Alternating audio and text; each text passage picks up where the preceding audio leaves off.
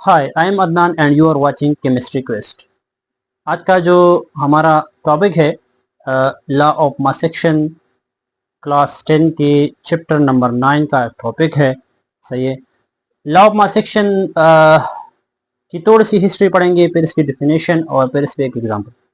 तो इसकी हिस्ट्री ये है कि भाई it was proposed by two scientists. दो साइंटिस्ट थे, गोल्डबर्ग और पीटर वेग। ये दो साइंटिस्ट थे। इन दो साइंटिस्ट ने हंड्रेड्स ऑफ केमिकल रिएक्शन को स्टडी किया और उन हंड्रेड्स ऑफ केमिकल रिएक्शंस को स्टडी करने के बाद उन्होंने ये स्टेटमेंट बनाई। तो इन्होंने असल में एक रिएक्शन में तो बहुत सारे एस्पेक्ट्स होते हैं जिसको लोग स्टडी करते हैं, जैसे कि एक रिएक्शन के लिए ऑप्टिमम टेम्परेचर क्या होगा, एक रिएक्शन के लिए आपने उसको कितना टाइम देना है। सही है। मतलब हर एक रिएक्शन तो क्विकली नहीं होता, कुछ रिएक्शन दिन में होता है, कुछ घंटे में होता है, कुछ एक हफ्ते में हो जाता है। सही है। उसमें कौन सा कैटलिस्ट यूज होगा, तो डिफरेंट एस्पेक्ट्स होते हैं। तो यहाँ पे जिन्होंने जो एस्पेक्ट स्टडी किया था वो असल में था speed of a chemical reaction, और उन्होंने उसको हंड्रेड्स ऑफ रिएक्शन को देखने के बाद एक स्टेटमेंट बनाई। उस स्टेटमेंट में उन्होंने कहा कि हमारे पास रिएक्शन की स्पीड और उसकी एक्टिव मास के दरमियान जो रिलेशन है वो डायरेक्ट रिलेशन है। रिलेशन दो तरह का होता है, एक होता है डायरेक्ट रिलेशन, एक होता है इनवर्स रिलेशन। डायरेक्ट रिलेशन वो रिलेशन होता है जब आप किसी एक क्वांटिटी की वैल्यू को बढ़ाते हैं, उसकी वजह से जो दूसरी क्वांटिटी होती है उसकी वैल्यू भी बढ़ जाती है। और इनवर्स वो होता है कि जब आप किसी एक क्वांटिटी की वैल्यू को कम करते हैं तो दूसरी क्वांटिटी की वैल्यू भी हमारे साथ कम हो जाती है। सही है। जैसे कि डेंसिटी आपने पढ़ा हुआ है कि D is equal to M by V. मतलब जब आप मास बढ़ाते हैं तो डेंसिटी भी बढ़ जाएगी, जब आप वॉल्यूम को बढ़ाते हैं तो डेंसिटी डिक्रीज होगी, क्योंकि इन दोनों का इनवर्स रिलेशन है, इन दोनों का डायरेक्ट रिलेशन है। तो डिफिनेशन पे आते हैं कि according to law of mass action the rate of a chemical reaction is directly proportional to the product of active mass of reacting substances. अब इस डिफिनेशन को थोड़ा सा समझते हैं। देखिए,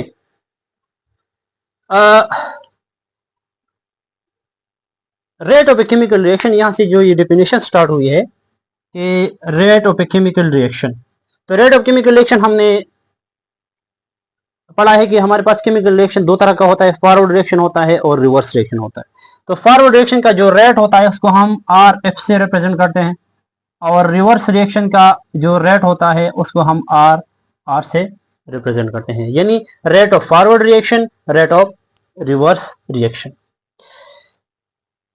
तो दोनों का अगर फॉरवर्ड रिएक्शन का रेट हो या रिवर्स का हो, ये डायरेक्टली प्रोपोर्शनल होता है to product of active mass of reacting substance. यानी जो चीज रिएक्शन करती है, जो चीज आपस में रिएक्ट होती है, रिएक्शन करती है, उसकी प्रोडक्ट यहाँ पे इस प्रोडक्ट से मुराद हमारे पास जो मैथ्स में होता है मल्टीप्लाई, इसको कहते हैं मल्टीप्लाई। ये प्रोडक्ट, ये मतलब ये है कि जो दो रिएक्टेंट होते हैं या जो दो प्रोडक्ट होते हैं उसको आपने क्या करना होता है, उसको आपने मल्टीप्लाई करना होता है। सही है। तो मल्टीप्लाई करने के बाद जब इसको मल्टीप्लाई करते हैं तो ये उस रिएक्शन की अगर फॉरवर्ड है या रिवर्स है उसके डायरेक्टली वो होता है, उसके साथ डायरेक्टली रिलेटेड होता है। सही है। Active mass of reacting substances सिर्फ रिएक्टेंट नहीं होते, मतलब चूंकि ये law of mass section is applicable only to reversible reactions. तो रिएक्टिंग सब्सटेंस में हमारे पास forward reaction, rate of forward reaction यानी फॉरवर्ड रिएक्शन जो है उसमें हमारे पास रिएक्टिंग सब्सटेंसेस क्या होते हैं। लेट सपोज ये रिएक्शन है, तो इसमें अगर हम फॉरवर्ड में देखें तो हमने पढ़ा था कि फॉरवर्ड रिएक्शन वो होता है जिसमें रिएक्टेंट से प्रोडक्ट बनता है, रिवर्स रिएक्शन में प्रोडक्ट से वापस रिएक्टेंट बनता है। तो फॉरवर्ड रिएक्शन हमारे पास है तो इसमें ये दोनों कंबाइन होते हैं, ये बनाता है, तो ये रिएक्टिंग सब्सटेंसेस है फॉरवर्ड रिएक्शन में। रिवर्स रिएक्शन में सी डी कंबाइन होते हैं, ए बी बनाते हैं, तो ये रिएक्टेंट सब्सटेंसेस है रिवर्स रिएक्शन में। Now coming to the term active mass. Active mass means molar concentration of reacting substances, and it is denoted by square bracket and its unit is mole per dm cube. in other word active mass को आप जो है इसको आप concentration भी कह सकते हैं, concentration, it is also known as concentration, इसको आप concentration भी कह सकते हैं। तो जितना भी रिएक्शन में कंसंट्रेशन होता है, क्योंकि रिवर्सिबल रिएक्शन है तो वो रिएक्शन का कंसंट्रेशन हो या प्रोडक्ट का कंसंट्रेशन हो, दोनों की कंसंट्रेशन को आप एक्टिव मास कहते हैं। It is noted bye square brackets, और इसका जो यूनिट होता है वो होता है मोल पर डीएम क्यूब।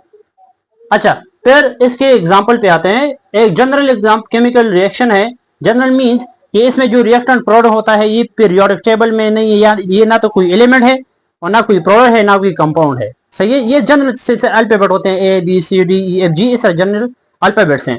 तो यहाँ पे ए बी रिएक्टेंट है और सी डी हमारे पास प्रोडक्ट है, क्योंकि हमने कहा था कल प्रीवियस लेक्चर में कि ए बी जो हमारे पास रिएक्शन के लेफ्ट साइड पे होता है वो हमारे पास रिएक्टेंट होता है, जो राइट साइड पे होता है वो हमारे पास प्रोडक्ट होता है। तो ये रिएक्टेंट है, ये प्रोडक्ट है। सही है, तो यहाँ पे हमारे पास ये एग्जांपल है। अगर ए को हम ब्रैकेट में लेंगे इसका मतलब होगा कंसंट्रेशन ऑफ ए, बी में इसका मतलब होगा कंसंट्रेशन ऑफ बी, सी और डी, इस तरह सब में इसका मतलब है concentration of C, similarly concentration of D. यानी कोई भी एलिमेंट, कोई भी मॉलिक्यूल अगर आप इसको स्क्वायर ब्रैकेट में लेंगे, इसको स्क्वायर ब्रैकेट कहते हैं, तो ये हमारे पास क्या रिप्रेजेंट करता है कि भाई इस चीज का कंसंट्रेशन। सही है। अच्छा, अब हम ये इसमें से फॉरवर्ड रिएक्शन लेंगे और रिवर्स में लेंगे। फॉरवर्ड रिएक्शन रिवर्स दोनों में हमने क्या करना है, दोनों में हम देखेंगे कि इसका रेट और कंसंट्रेशन के दरमियान जो रिलेशन है, यानी इस पे लॉ ऑफ मास एक्शन का स्टेटमेंट अप्लाई करेंगे। तो according to law of mass action, rate of a chemical reaction is directly proportional to product of actual mass. Rate of a chemical reaction यहाँ पे क्या है, यहाँ पे जब फॉरवर्ड रिएक्शन होगा तो उसका रेट हमारे पास रिप्रेजेंट होगा आर एफ से, जो मैंने लिखा हुआ है आर एफ से।